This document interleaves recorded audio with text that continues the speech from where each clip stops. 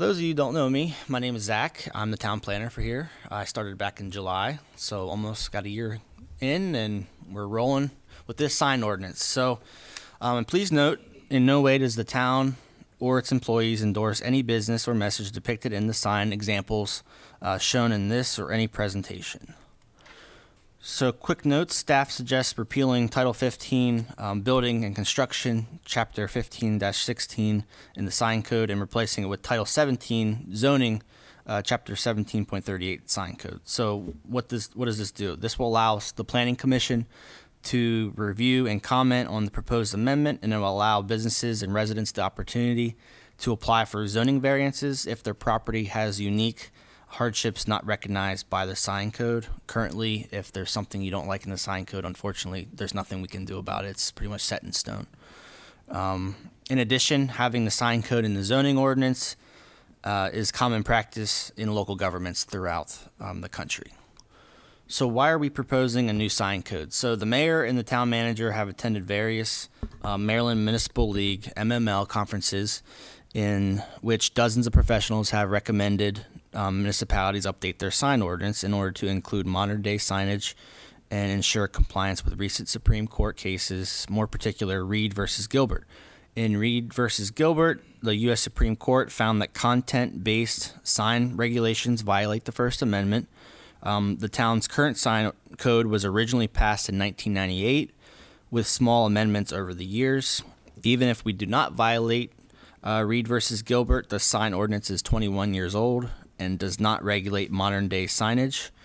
If the town does not clearly prohibit or regulate a particular sign or sign element, it is permitted. Staff is trying to protect the town from future litigation and problems.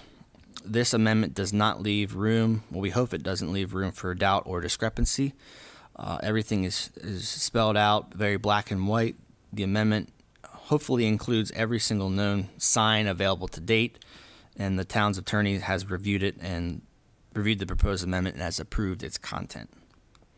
So the source of the proposed amendment. So I first reached out to Jim Peck, who is a research specialist for the Maryland Municipal League, and asked for advice and sample ordinances. Mr. Peck provided me 19 sample ordinances from around the country, which he believes are the best. His number one recommendation was crafted by the American Planning Association. I also researched other ordinances in Frederick County before choosing this current version. So the Maryland Municipal League and the American Planning Association have an army of dedicated lawyers and staff to research different issues and determine what is legal and what is working for communities all across the nation. Staff highly respects and recommends their work, as do thousands of other municipalities, planners, and professionals. The American Planning Association has over 40,000 members from every state and over 70 countries.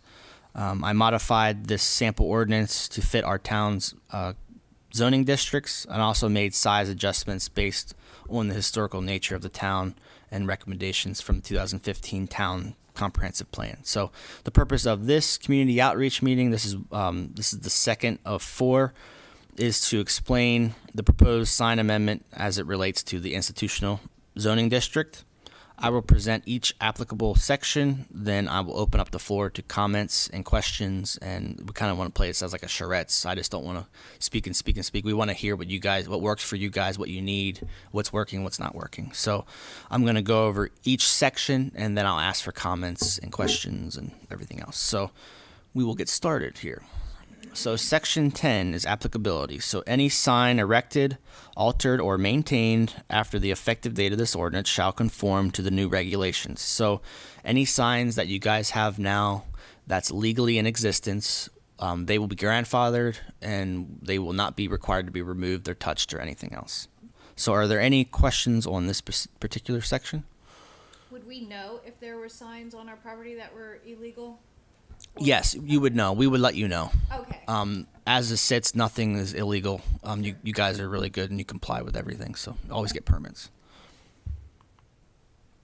So the purpose and intent. So signs perform an important function in identifying and promoting properties, businesses, services, residences, events, and other matters of interest of the public. The intent of this ordinance is to regulate all signs within the town to ensure that they are appropriate for their respective uses in keeping with the appearance of the affected property and surrounding environment and protective of the public health, safety, and general welfare, excuse me, by setting standards and providing uniform, scientifically based controls that permit reasonable use of signs and preserve the character of the town, prohibiting the erection of signs in such numbers, sizes, designs, illumination, and locations as may create hazard to pedestrians and motorists, avoiding excessive conflicts from large or multiple signs so that permitted signs provide adequate identification and direction while minimizing clutter, unsightliness, and confusion, and establishing a process for the review and approval of the sign applications, and last, ensuring sign design that builds on the traditional town image and visual environment the town seeks to promote. Any questions on the purpose? Hearing none. The definition section is section 30. So this basically covers 7 pages of definitions. Hey, Wayne. And is needed to defend the ordinance in case there's ever a lawsuit. So unless someone has specific questions on definitions, I won't go over every definition. Okay, so prohibited signs. This is section 40.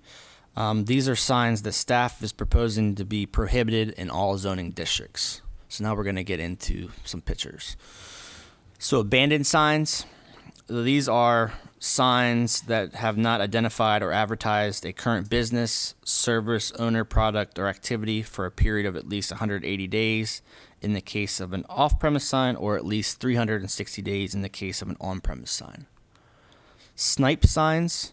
These are signs that are tacked, nailed, posted, pasted, glued, or otherwise attached to trees, poles, stakes, fences, public benches, street lights, or other objects, or placed on any public property or in the public right-of-way or any private property without the permission of any property owner. Signs shall only be attached to utility poles in conformance with state and utility regulations. Marquee signs. So I'm not sure if you guys been to Gettysburg, but that's the closest one I could think of at the Majestic Theater. Vehicular signs. So this regulation does not include the use of business logos, identification, or advertising on vehicles primarily and actively used for business purposes and or personal transportation. Basically, what we're looking at here is just the back of the pickup truck. These are pretty common in like Las Vegas and everything. The logo on the side of the pickup truck, that would be legal. Any kind of vinyl, decal, magnet, such as that. Mechanical movements, these include revolving signs. These have parts that physically move rather than merely appear to move, as might be found in digital display. Pennant strings and streamers. Animated, flashing, or signs that scroll or flash text or graphics. So inflatable device or balloon signs, with the exception of balloons used in a temporary non-commercial situation. So you can see on the left, they would be prohibited, the massive balloons. And on the right, that would be allowed, such as your Christmas decoration balloons and Easter decorations and such. Reflective signs or signs containing mirrors. Interactive sign, this is a new type of sign, which are electronic or animated that react to the behavior of electronic signal of the motor vehicle drivers. Signs incorporating beacon or festoon lighting. So the beacons, they're like a police light, and the festoons are light bulbs that are not shielded by any kind of shield. Neon signs. Some in the business community have expressed concerns regarding this recommendation, so I'd like to do a quick non-binding poll, and don't feel obligated to answer. If there's a show of hands, who would like to see neon signs stay on the prohibited list in all zoning districts? Okay. A show of hands, who would like to see neon signs allowed? I think it depends on what the sign, Sure. So 3. We don't want it to be Times Square, but, Yeah. you know, for sometimes. businesses, Like it an might be. open sign in the window somewhere. Yeah. Yeah. Okay, perfect. That's exactly what I need to hear. Open signs would be acceptable. And a show of hands doesn't matter. Are you okay? So we are working. I'm working with the mayor right now, and I'm working with the town manager, and we're going to try to maybe allow them, and just put a size restriction on them. So it's not something massive. It's something small, like an open or Yeah. something like that. Roof signs. And then any signs that imitates, resembles, interferes, or obstructs with official traffic lights. Signs that prevent free ingress and egress from any door, window, fire escape, or that prevent free access from one part of a roof or another. Signs that emit smoke, visible vapors, particulate matter, sound, odor, or contain open flames. Any banner or sign that may suspend across a public street without permission of the owner of the property and the road. We'll go into that in further detail a little later. Signs erected without the permission of the property owner. Signs that exhibit statements, words, pictures of obscene or pornographic subjects as determined by the town, and any sign that promotes illegal activity. So in the current sign code, these are the prohibited lists. It is billboards, electronic variable message signs, portable trailer freestanding signs, marquees, animated signs, roof signs, snipe, flashing illuminated signs, signs that interfere with traffic visibility, damaged signs, abandoned signs. And please note, again, if it is not specifically prohibited or regulated in the code, it is permitted. So an extreme example would be if you guys would want to do an open flame sign right now, there's nothing the town could do to stop you. So that would be permitted. So that's why we're trying to really hone in on specifics here. So are there any comments or questions on this section? I have a question. Oh, go ahead. Yes. I was just gonna ask, what is billboard defined by size? Yes, it is. How big is that? It depends on your district. So in your district, you would be allowed basically a 50-foot sign, and you couldn't go over that. 50 square foot? Yeah, 50 square foot. So we're going to get into that specifics. We're going to hopefully allow them in certain districts. Okay, a question in regards to the electronic variable message signs. So right now at the entrance of Mother Seton School, we have a sign that we can change manually. But we'd like to eventually move to an electronic sign that's, scrolling. Sure, yeah. So is that in the prohibited list? So currently, in the current code, it's not allowed, but we want to allow that in your district in the future. Okay. Yep. And then a question regarding what you call snipe signs. Mm-hmm. Are these also signs that are kind of like we'll call them Yard signs. the yard signs that are on the? Is that considered a snipe sign? No, so if it's going to be on somebody's property that you've gotten the permission of, and it's not in the public right of way, they would be allowed. Okay, so what about like where where Jubilee is, and so right there on that, a lot of people put signs right there. We have it in the past as well. Is that where do we go to get permission to do that? So that would be Jubilee. Okay. So if they would give you permission, we're okay with it. Okay. Yeah. And is that something that you have to report back here to say that we have permission? You don't. or- So basically, we'll get into that in the temporary signs, but basically, to sum it up, is you just have to put the date of erection on the bottom of the sign, and then if it's up for more than 30 days, we'll take a look at it, and we'll probably give you a call and say, hey, it's been up for more than 30 days. So, okay. Thanks. You have a question? No, she, Oh, you got it. Okay, awesome. Okay, so let's see here. Still on the current, I'm sorry. we're still on the current, Nope, we're going to the okay. proposed. So these are section 50. These are signs exempt from permit requirements. So these are the signs that we are proposing to be exempt without you guys having to come in and pay for a sign permit from us. So official traffic signs, government regulatory signs. These are signs erected by government agencies such as us. Holiday and seasonal decorations. Personal expression signs of any type, including flags, provided that they do not exceed 3 square feet in area per side and are non-commercial in nature and are not illuminated. Address signs, so up to 2 signs stating address, number, and/or number of occupants on the premises, and do not including any commercial messaging. For you guys, it would be non-residential district signs not to exceed 5 square feet in area. If that needs to be higher, please let me know. Private drive signs, so you can have 1 per driveway entrance, not to exceed 2 square feet in area. Security warning signs, these limitations shall not apply to the posting of conventional no trespassing signs, so it would just be these particular restricted areas. For you guys, it would be the maximum of one large sign per property, not to exceed 5 square feet in area. All other posted security and warning signs may not exceed 2 square feet. And I know you guys are the ones that have the most properties, so this may affect you the most, so please let me know if that doesn't seem reasonable. So say that one more time, like if we have it's not a government sign, but it's a sign that says, you know, authorized personnel only beyond this point. Mhm. Go into our back door where we accept numbers. Sure. So does that have to be ordinance, or is that, It would be exempt. it would be? It would be exempt. You wouldn't have to come talk to me about it. So flags, location, flags and flagpoles shall not be located within any right-of-way. They shall have a maximum height of 30 feet. No more than 2 flags per lot in residential districts, and no more than 3 flags per lot in all other districts, so that you guys would be subject to 3.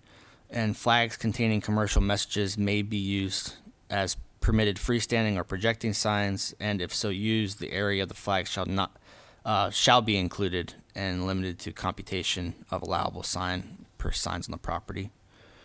Wayne, did you have a question? No. Okay. Vending machine signs are exempt. Memorial, public monument, or historical identification signs erected by the town, including plaques. We currently have them at 5 square feet, but we are going to increase that to 16 square feet. So incidental signs, these include window signs that basically display general site information, instructions, directives, or restrictions that are oriented to pedestrians or motor vehicle operators, basically credit cards accepted here, the hours of operation. Directional signs, signs provided that they do not contain any commercial messaging. Area, right now we have it as 4 square feet, but we understand that's not enough for the institutional zone, so we are going to increase that to 16 square feet. Height, it's going to be 5 feet, and illumination shall not be illuminated.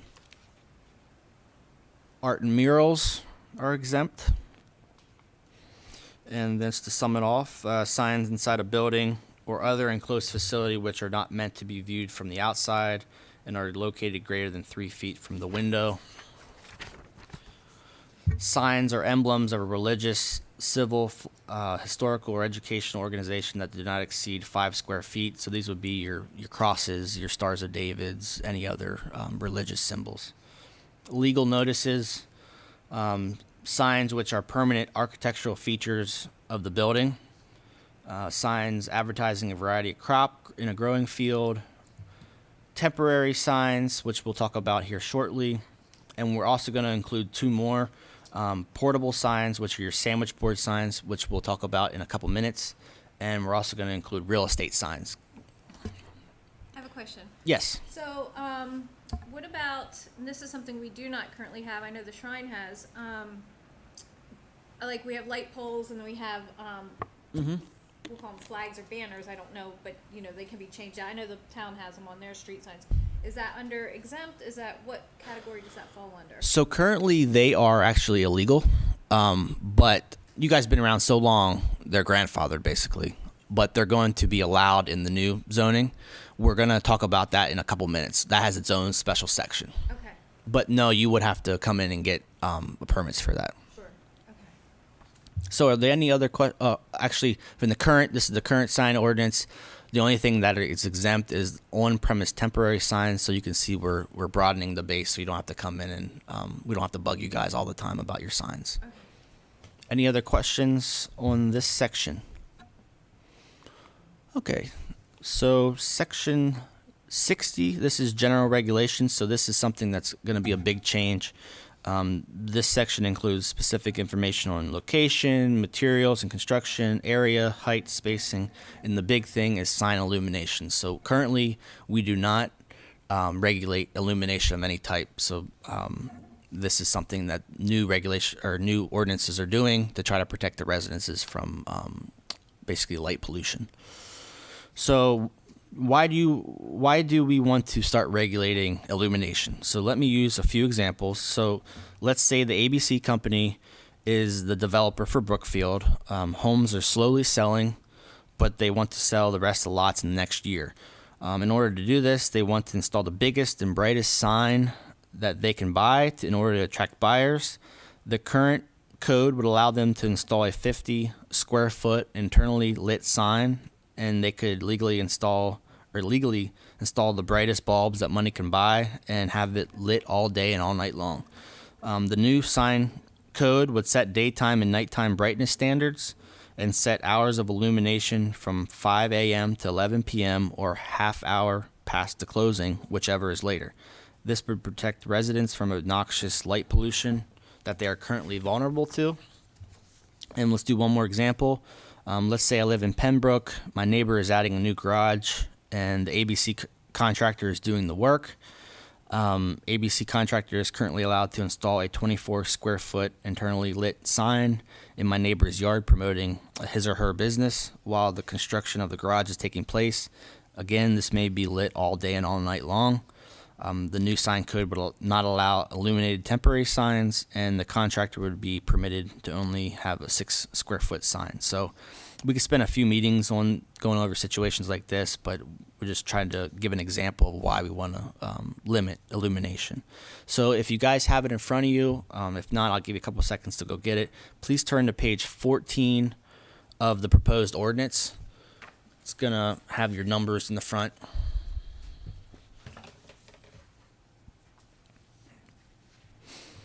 Okay, so basically, this is the illumination summary table. So this sums up that entire section. This shows where illuminated signs are permitted and what types of illuminated signs are permitted in each specific zoning district. So first, let's look at the 4 different types of illuminated signs. So there are internal illuminated, message center signs, external illuminated signs, digital display signs. And as you can see in this table, staff is currently recommending allowing internal, external, and message center illuminated signs in the institutional zoning district. However, it sounds like you may be interested in the digital display, so we'll talk about that in a couple seconds. And if that's something you want us to change, we would definitely like to know. So the first type of illuminated sign is internal illuminated signs. So this is a light source that is concealed or contained within the sign and becomes visible in darkness through a translucent surface. Internally illuminated signs must be static in intensity and color, and they would be permitted in the institutional zoning district. So the message center sign, is this something you were talking about, or more of a... Yeah, that's what we were talking about. Oh, this is what you're talking about. So this would be allowed. So this is a type of illumination, changeable copy sign that consists of electronically changing alphanumeric text that is often used for gas price displays and athletic scoreboards. Message center signs shall not exceed 50% of the sign area for any one sign and shall not exceed more than 30% of the total area for all signs permitted on the property. So basically, 50% would probably be more of your left rear or left bottom signs. So we wouldn't want the entire thing to be illuminated. Okay.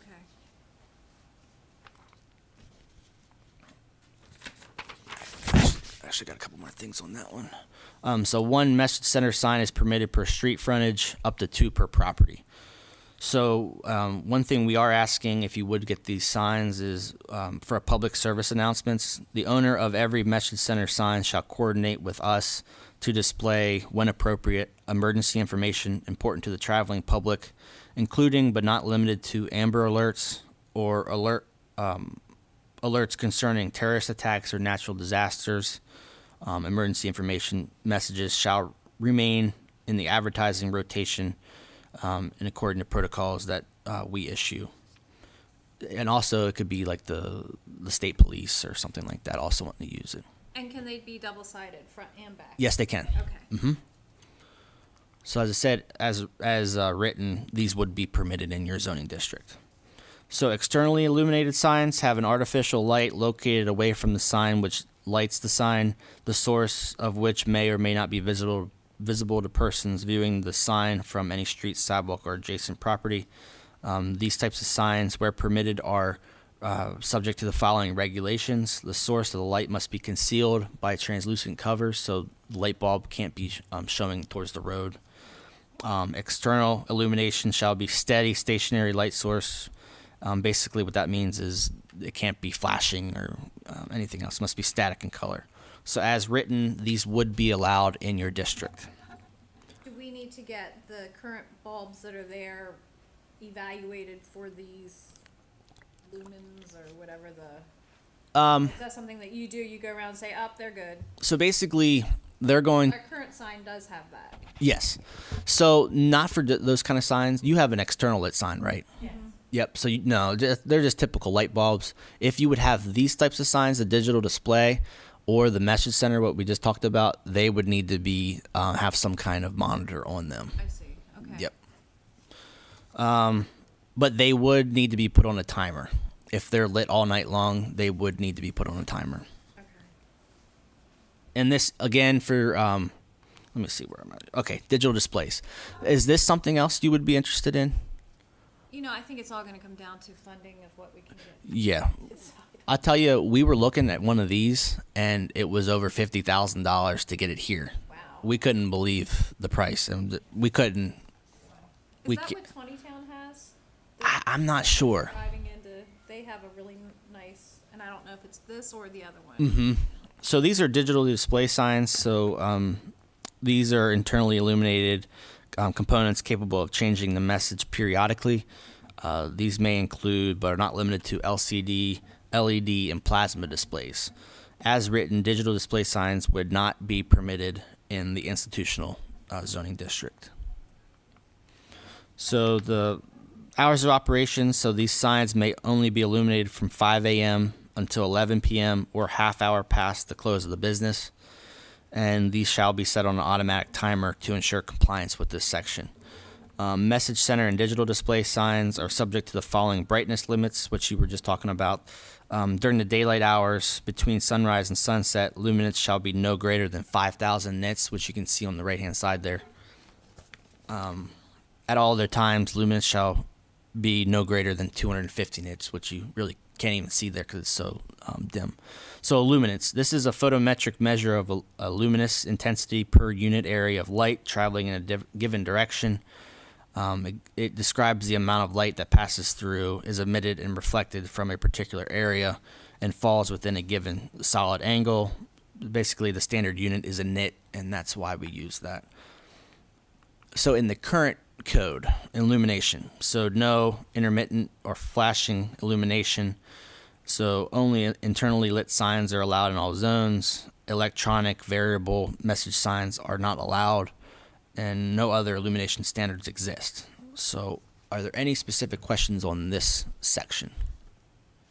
When it says, within a half hour close of business, like for the school, I mean, students may get out at 3 or 3:30, but they have evening activities, so we could leave that lit till like 9 o'clock. You could leave it lit till 11. Till 11? Mhm. Okay, all right, just as long as we're not gonna. Yep, nope, you'll be good. All right. And what about during carnival, which What- typically goes 11 plus? So if it ends at 11:30, it would be 12. So a half hour past whatever event you have. Okay, great, thank you. Yep, sure. So on-premise signs, this is very similar to our current ordinance, so I'm not going to go over a whole lot. This is a sign whose message and display relate to an individual business, profession, or product, service, event, which basically is offered on the same property which the sign is located. Just to sum it up, this section regulates such as no portion of a wall sign shall be mounted less than 8 feet above the finished grade or extended out more than 12 inches from a building wall on which it is affixed. Canopy and awning signs must be centered within and over architectural elements such as windows and doors. No portion of a projecting sign shall project more than 4 feet the face of the building. Incidental window signs displaying pertinent business information shall be such as the business hours operation, credit cards accepted are excluded from the square footage calculations. the lowest edge of any freestanding pole shall be either less than 4 feet or greater than 7 feet above the ground. And then manual changeable copy signs are permitted only when integrated into a freestanding wall or portable sign. So these are basically just simple things that try to make the signs look nice on a building. Are there any questions on the on-premise? Okay, so off-premise, this is a new, something new we're looking into. So section 80. So these are an outdoor sign whose message directs the attention to a specific business, product, event, or activity, basically not on the same premise that it is advertising. So this would be something like on US 15, or say you're located in town and you want to have another sign somewhere else in town, that would be an off-premise sign. So the current proposal is geared towards allowing larger billboards in the general commercial, office, research, and industrial park zoning districts. So we're not proposing to allow these in the institutional district. Okay, I need to add another paragraph in this section that states that off-premise signs are allowed in other zoning districts. However, they must abide by that specific zoning district size, type, and illumination standards. So basically, if you guys wanted to have an off-premise sign in town, you would be, but they would be regulated by that zoning district size. So you couldn't do a 50 square foot sign. You could do probably a smaller one in town. So currently, we have a sign out on the Daughters of Charity property that's along 15. Mm-hmm. That we changed a couple years ago, and we've been wanting to change it again. So is that considered off premises for us, even though? No, since you're kind of owned by the same organization, that would be considered on premise, so that would be allowed. Okay. It's not parcel by parcel. It is parcel by parcel, but I still see you guys as the same umbrella, Mm-hmm. so it'd be the same. Okay. And is there an adjustment on the size? There is, since it's not allowed in the institutional zone, I didn't put it in the presentation, but I can tell you what page it's on. So you guys could technically, there's a Rudders coming, and I'm not sure if you guys have heard. So if you guys wanted to go partners with Rudders, for an example, you could, because they are in the B2 zoning district. So you would be subject to the regulations set forth here, which you just can't have it on your property, if that makes sense. Right. So Rudders couldn't put one on your property, Correct. but you could put one on their property because it's a different zoning district. Sure. Okay. But our current sign, are you looking up our current sign that's? Yeah, your current sign, it would be considered on premise. Yeah, because you guys are still owned by the same, I guess, the same mother company. Yeah. Yeah. So, were you checking to see the size? 'Cause that Yep. was- So please go to page 16 of 34. So these are going to be your size limitations. So there is a formula that was created by doing this. I just didn't come up with these. They're based on scientific methods. Basically, we'll try to go over this quickly. So say you guys want to partner with Rudders or whoever else and put a sign over there, you would be limited to 150 square feet on their property. So they're the general commercial. Or say, for an example, you want to partner with Emmitsburg Glass. They would be allowed to, because they're in the industrial park. They would be, since it's Route 15 is 55 miles per hour, it would be 150 square feet. But say you want to partner with the, Subway. Since their speed limit's a lot less in that area, it would be 60 square feet. So you would be allowed to partner with them, put it out by Subway. So Where's the Rudders gonna be? So it's going to be at the intersection of 15 and 140. So right when you go over 15, going towards Tawny Town. Yep, it's going to be right in that corner. In the far side, yep. Where that trailer is right now. Yeah. And there used to be a fruit stand there. Yeah. Mm-hmm. So they're going to be coming in here shortly. That's in the town, is that right? Yep, mm-hmm. It's one of the last parcels in town. There's one more beyond that. And just so you guys know, State Highway is also talking about putting a park and ride there. Bless you. Oh, really? Yeah. Across on the other side? Right beside where Rudders is going to be. Yep. So getting a lot of development here, so there's lots of possibilities. So, and I will say this, since we're talking about this, we are going to require that all billboards be certified every 3 years for safety, because we do worry that they're so large, we don't want them to blow over and hurt somebody. And that would be done by an engineer in Maryland. Are there any other questions? So, when we did our billboard the previous time, and it's probably been 5 or 6 years at least, I had to go through Frederick County, not really too much with the town, but I had to work directly with Frederick County. So, is that still the Yes. same protocol? Yep, that would still be the same protocol. Basically, they just make sure it's structurally safe, and Okay. we'll be your zoning, so we'll make sure. First, they need us to say it's allowed first, and then they'll handle the rest from there. And so my on-premise size maximum is, We're talking about that at the end. okay. Okay, Also, state highway to worry. Yeah, you're right. You're right. So you're gonna have to comply with them also. right. Okay, so as the current code sits, they are not allowed. Okay, so limited duration signs. So these are non-permanent signs that are displayed on private property for more than 30 days, but less than 365 days. So non-residential districts, such as the institutional zone, are permitted one limited duration sign per property. These signs shall have a maximum area of 16 square feet. They are allowed 2 if the property is over 5 acres, which all of your properties are. So you'd be allowed to have 2.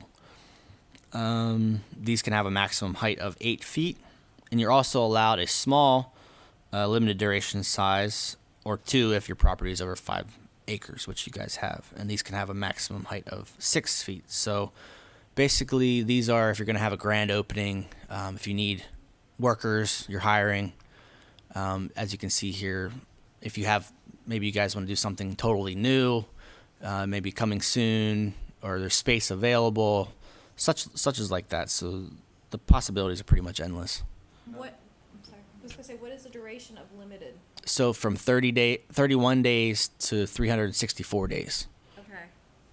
Okay. Now, are those, does that include, like, on the Basilica, we have these signs we change, they're probably 2.5 square feet. There's one at both doors. Does that include those? What are they? They just have, like, upcoming events and all that kind of stuff, we change them every month or so. That would probably be a temporary then. If it's, yeah, unless it's over 31 days, yeah, it would be limited duration then. So, Because they're encased, aren't they are in case. they? Yeah, they're encased. Oh, we wouldn't. Affixed to the building. Yeah, we really would. If they're just on like papers, we wouldn't. They wouldn't be count towards your problem. Well, then, if we wanted to put, because we've talked about doing this, like, we have events coming up,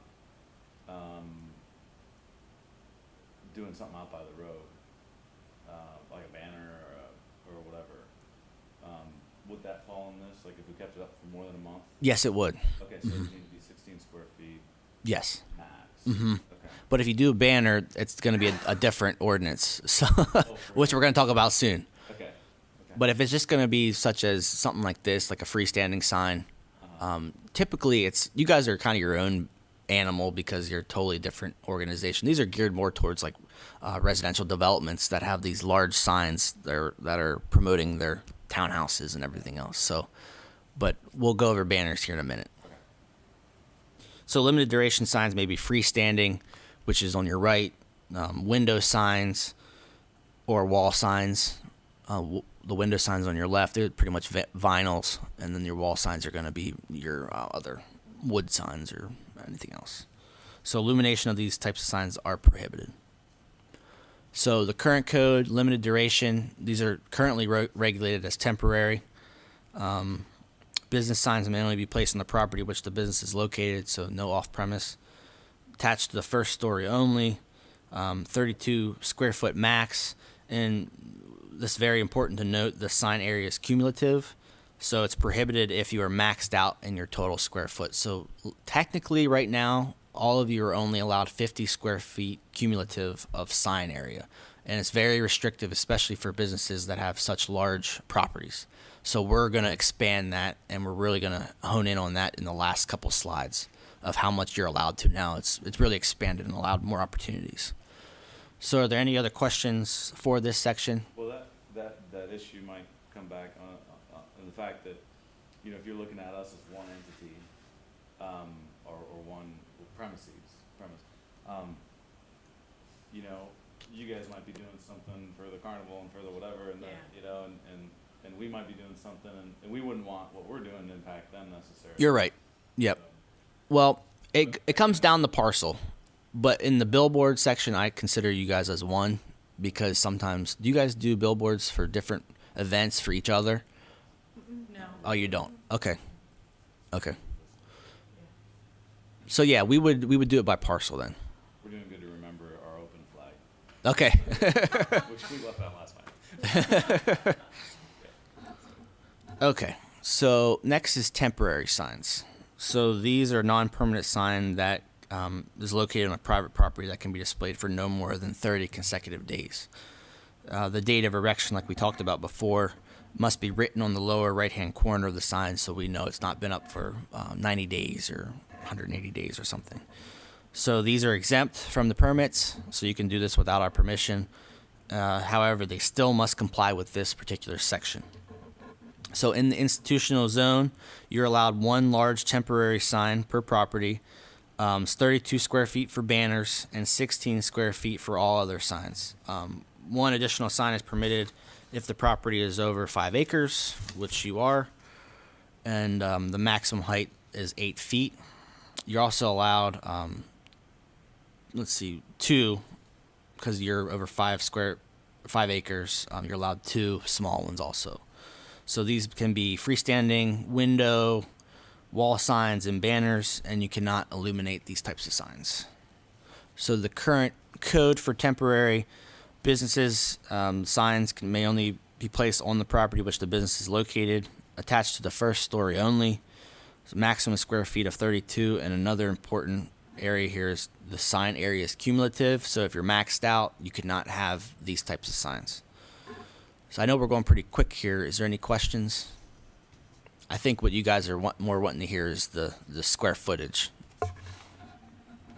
So another new thing is portable signs, which we're going to hopefully allow in the new ordinance. These are signs designed to be transported or moved and not permanently attached to the ground, a building, or other structure. So I saw that you guys have a fish fry coming up, or the church. Technically, that's not allowed, but since we're in the process of redoing our ordinance, we're not enforcing it right now. We're just, since we're going to possibly allow it if the board would allow it. So illumination of these signs is not prohibited. So if the Seat and Shrine wants to do something special one day where you're having a lunch or something, you want to put a portable sandwich board sign out stating the hours, that would be permitted, and you would not have to get our permission to do so. The portable signs shall not be displayed on premise before 6 a.m. and shall be removed each day at or before 10 p.m. This is for safety reasons and so people don't steal your signs. These things can be heavy sometimes, so we don't want it to blow over, hit someone's car at the middle of the night. And these must be taken in during hours of non-operation and during inclement weather.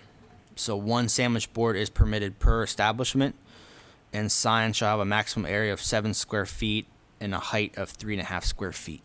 So here are the portable signs. There's 2 types of portable signs. So the sandwich board, which is the typical on your right, this is a freestanding temporary sign, consists of 2 faces. It's basically known as an A-frame sign. And the next is the vehicular sign, which we talked about before. This is affixed to the vehicle in such a manner that the sign is used primarily as a stationary advertisement for the business. So the one on the bottom would not be allowed. That's your basically a billboard on the back of a pickup truck or a van or anything else. Like those trucks at Mountain Liquors. Yeah, exactly. And the one up top, that would be allowed. So if you guys have your maintenance trucks or anything, that is permitted. So as we stated in the current code, these are not allowed. So are there any questions on these? So now we're getting into the street pole banners, which you were asking about. So this is section 120. These are banners suspended above a public sidewalk and attached to a single street pole. These signs shall not contain any commercial messaging. So, do you consider, okay, when you say a public sidewalk, but what if they're not on public, I mean, they're on our private property? Is that still considered No, a that's circle? that's you your know, private. driveway Yep. and a circle? Okay. That's your private sidewalk. Okay. These are basically, this is talking about the ones on the square. Another private, even though we own the sidewalk there, another private would be like a Pembroke or Brookfield. They're private developments. So if their homeowners association would want to put up some kind of flyer event banner, they'd be okay to do that. Okay. Let's see. Oh, you cannot have these illuminated. They shall have a maximum area of 12.5 square feet and a maximum width of 3 feet. So let me see here. Oh, okay. So another thing we need to talk about is, so we had a lot of questions on banners across Main Street and South Seaton, North Seaton Avenue. Unfortunately, because these are state-owned roads, we do not have the authority to grant that permission. So banners would not be allowed on those streets unless you gained permission from the state, which would be a miracle because they never give permission to anybody for that. You would be, however, if you would want to have an event and you would want to put it on our street poles on the square, you would have to get permission from the Board of Commissioners, and then our guys would put it up on the poles for you, and there would be a fee associated with that. But if you're just doing your banners and your poles, that would be okay. If you would want to put it on streets that are owned by the town, such as right in front of the Seton Center, you would just have to get permission from us, which wouldn't be a big deal. Street pole banners in the current, they're not permitted on publicly owned streets, and they're regulated as temporary signs on privately owned street poles. And again, they're cumulative, so if you guys are maxed out on your sign area, you can't have them. But in the new code, you would be allowed. They would be additional. Are there any questions on this?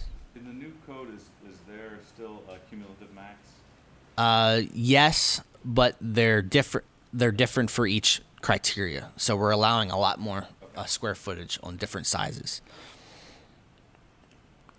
Okay, so now here we're going to get into the nitty-gritty of the. We actually pushed through this pretty quickly, so we're going to get into the nitty-gritty of the institutional zoning district. So please turn to the institutional district section on your comparison handout.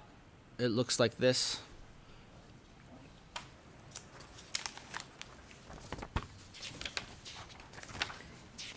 And also this comparison handout, just in case we're going too fast today, this will say exactly what we talked about, what's current, what's being proposed. So we'll just go to institutional, which is kind of mid-packet. So first we'll talk about what's currently allowed, and I've been trying to really hone in on sign areas cumulative. So here are the permitted types of signage as it sits today. Temporary signs, they have a maximum square foot of 32 square feet and 8 foot height. Identification for public and nonprofit organizations, which you guys all are, they're maxed out at 50 square feet and a max height of 8. So technically, you all are only allowed to have 50 square feet of any type of sign, and you're done. That's it.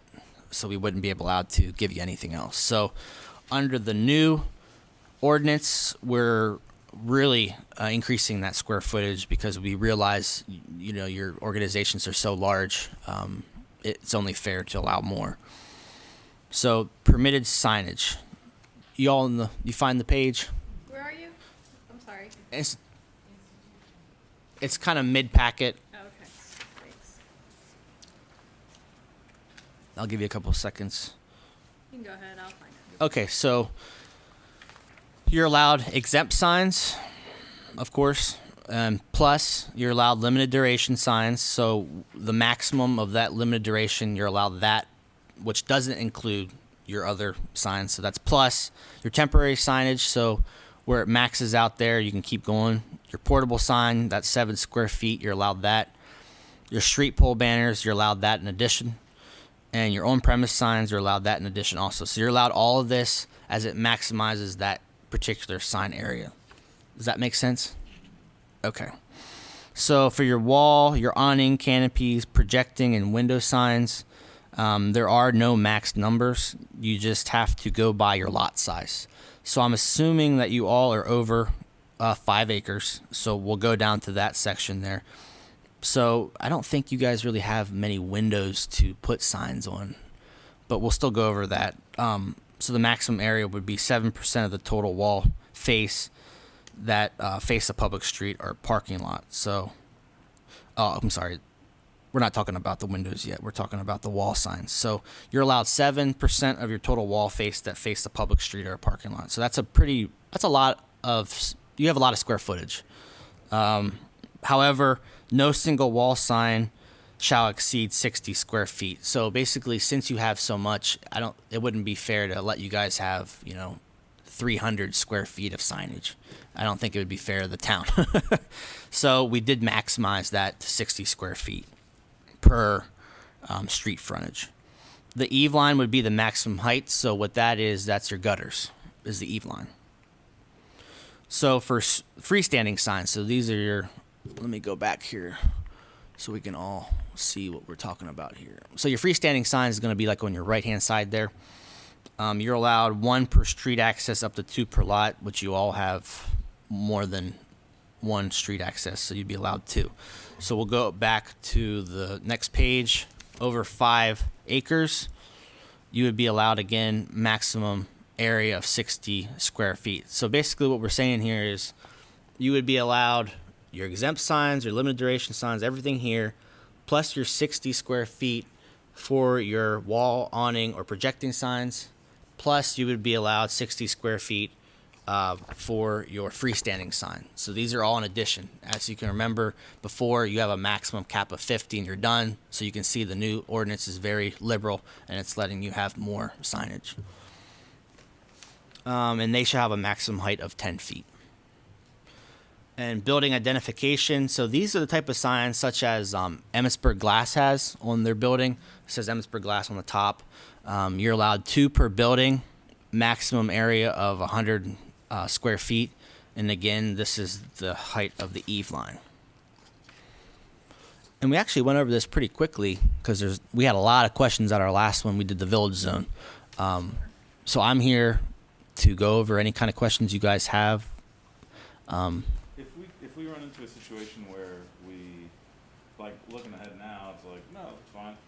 But if we get into something that we really want to do and it's not obnoxious, Sure. but it's not necessarily allowable, Mm-hmm. can we just come talk to you and then work on a variance or? Yeah, exactly. So that's a good point. Right now, if there's something you wanted, say if you wanted 51 square feet, there's nothing I can do, the mayor can do, or anybody else can do. Since we're moving it into the zoning ordinance, you would be allowed to apply for a variance, which would go before the Board of Appeals, and then they would determine if it's appropriate hardship or not. So right now, no. The current or the next code, yes. Mm-hmm. When is the expected date for this to be finalized and voted on and Yep. implemented? So we're going back to the Board of Commissioners in June to go over the square footage of each zoning district. We're hoping they push it to the Planning Commission in July's meeting. And then we're going to hope that it gets passed in August. There's going to be a public hearing, and we're hoping they pass it. Will we be notified if there's been changes or any significant changes to the proposal? Um, Or how does that message get out? So we're going to advertise that we're going to have a public hearing. We just suggest you probably come to the public hearing, but we will push it out to the local Emmitsburg Business Professional Association. There's going to be a list of, if you guys have any recommendations for me of any changes, I'm going to take all those recommendations to the board in June. And then we're going to have a list of changes, and it's their job to decide if they're appropriate or not. So is there anything that you guys see in this ordinance that you don't like, you do like, you want change? Because you know what you need. We don't know what you particulars. Can you help me, and I must have missed it, the, back to the billboard size. Yes. The maximum on premise. You gotta go? Yeah, I'm not. All right. See ya. Thank you. Maximum on premise billboard size, proposed, not current. So you're not going to be allowed to have a billboard on premise, but if you're just talking about your maximum size you're going to be allowed. Well, we're talking about, well, it's, yes, but he considered that, I thought he considered that on premises for us. The one that's right along 15, but it's on daughter property, but it's for us. Okay, you're asking what the total Maximum. height. Or Did you say that it was off premise or on premise? so are they different parcels? I don't know. Yeah, I would think so. I would think so. Okay, so is it going to be? It's already there. Is it on your parcel? No, it's See, on we- the daughter's. Yeah, it's, yeah. It's on the daughter's parcel. So I would have to look into that. On the shrine. It's on the Shrine property. Well, it's on the back side. Yeah, it's on the Yeah. far back side. I would have to look at the parcels. If it is off parcel, you're going to be prohibited to your 150 square foot. Okay. If it's on the same parcel, you're going to be limited to, because it's going to be a freestanding sign, you're going to be limited to 60 square feet, which is still pretty significant. Okay. Is that something you could look into and get back to me? Yes. Did you say you were gonna see Yep. which one it would be? Okay, Mhm. that'd be really helpful because we are wanting to Upgrade that. increase that if I can. Absolutely, yeah. And still go through the county and see if we get permission that way too. Absolutely. Okay.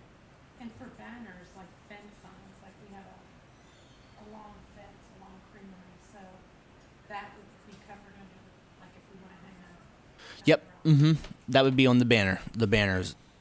You want me to go over the size? No, because it's, I did see it in here. Okay, cool. Yeah, Yep. yeah. That's helpful.